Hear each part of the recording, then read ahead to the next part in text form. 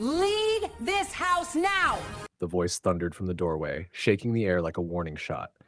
Maya Johnson froze mid-step, her hands still gripping a cereal box, her heart ricocheting straight into her throat. It wasn't David's voice. It wasn't anyone she knew. It was the voice of someone who sounded too confident for a stranger standing inside their home. The morning sun spilled across the kitchen floor, but somehow the room felt colder, tighter, unfamiliar. And then she heard the footsteps. Light, angry, uninvited. Mrs. Hardwick, of course. She strutted in like the house wrote her a personal invitation, chin high, clipboard tucked under her arm like she was Queen of Willowbend. I told you people this neighborhood has standards. She hissed, glancing around as if she expected dust to jump out and greet her. Your moving van is crooked, your hedge has personality, and your children, well. Ma'am, who told you to come inside? Maya asked, trying to keep her voice steady. Her grandmother always said, grace first, fight later. Hardwick smirked. People like you need firm direction. You're not used to order. Maya blinked. Order? Ma'am, this isn't even an HOA house.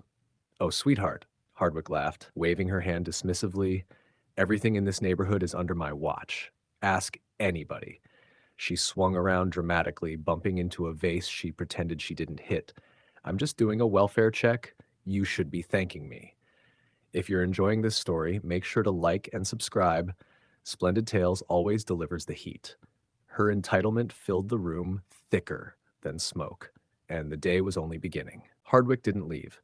Instead, she wandered deeper into the Johnsons' living room like a tourist in a museum she didn't pay to enter. Maya followed, whispering prayers under her breath before her patience evaporated completely. David entered from the hallway, towel around his neck, sweat still dripping from an early workout. The moment he saw Hardwick inside the house, his eyebrows shot so high they nearly left his forehead. Ma'am, are you lost? He asked, voice polite but tight. Hardwick twirled her pen dramatically. I'm conducting an inspection. This property has been flagged by me for several violations. David looked around at their spotless living room. Violations like what? Breathing too loud? Existing while black? Maya shot him a warning look, but Hardwick gasped like she'd been slapped with holy water.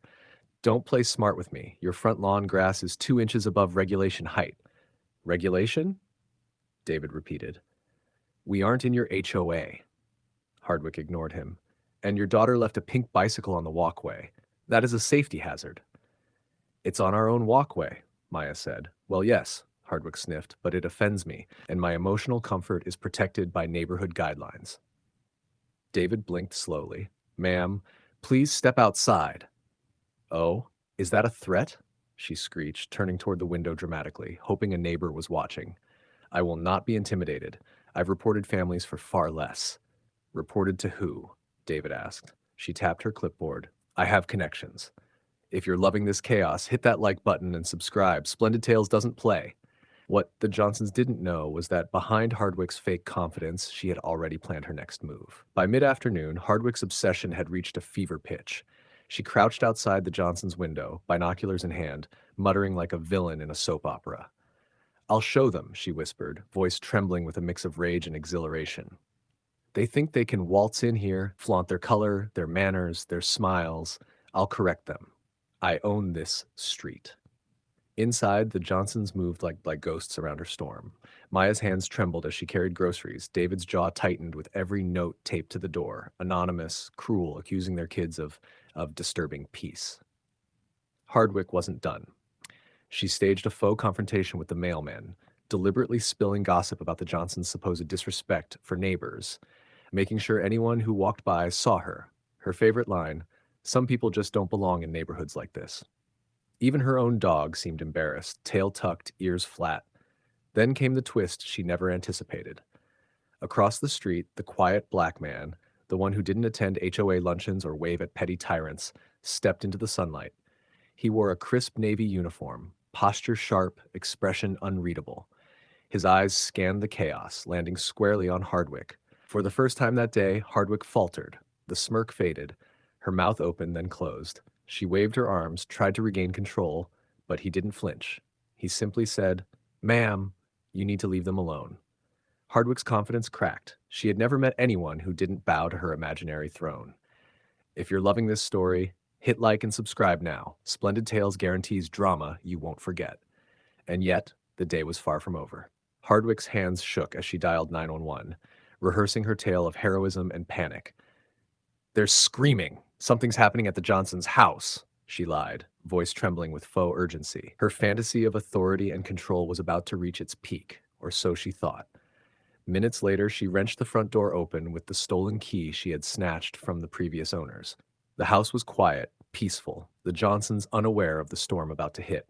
Then came the voice, deep, calm, and cutting through her delusion. "Ma'am, don't move." The state investigator, her silent, imposing neighbor, stood in the doorway, full uniform, arms crossed. Hardwick froze. Every smirk, every insult, every imagined throne crumbled in an instant. Outside, squad cars arrived. Neighbors watched as her web of lies unraveled under questioning, filing false reports, unlawful entry, harassment, abuse of emergency services. Every petty complaint she had ever fabricated came to light, broadcast in humiliating detail. The Johnsons stood calm on their lawn, dignified, while Hardwick fumbled, red-faced, mouth opening and closing like a goldfish. The same neighbors who once ignored her now told their stories of torment, laughing, shaking their heads at her delusions. David took Maya's hand and whispered, "Maybe now we can finally have peace." The quiet neighbor nodded. "You're safe. Nobody gets to treat your family like that." Hardwick? She was left exposed, powerless, humiliated, the tyrant dethroned. Every rule she had imagined herself enforcing vanished like smoke. If you enjoyed this story, share it with your loved ones. Tell us where you're watching from.